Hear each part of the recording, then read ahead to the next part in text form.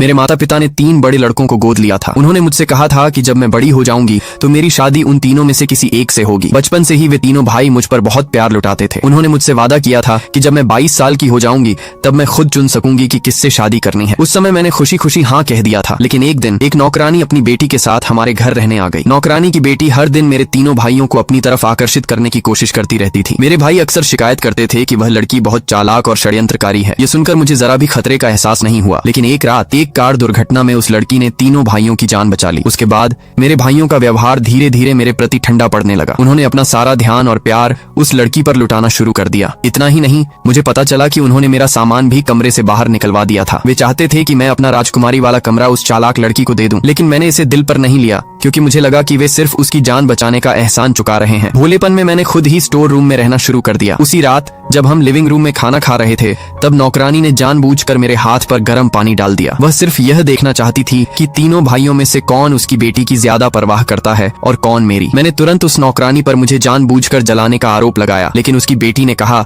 कि मैं उसकी माँ पर झूठा इल्जाम लगा रही हूँ। इतना कहकर वह गुस्से में वहाँ से चली गई। ये देखकर मेरे तीनों भाइयों ने मुझे बुरी तरह डांटना शुरू कर दिया। उन्होंने तो मुझे एक निर्दयी औरत तक कह दिया। तभी मुझे एहसास हुआ कि अब वे मुझसे पहले जैसा प्यार नहीं करते। जब मेरी आंख खुली तो मैंने अपने माता पिता को अपने बिस्तर के पास पाया। जब उन्हें पता चला कि उन तीनों गोद लिए हुए बेटों ने मुझे इतना दुख पहुंचाया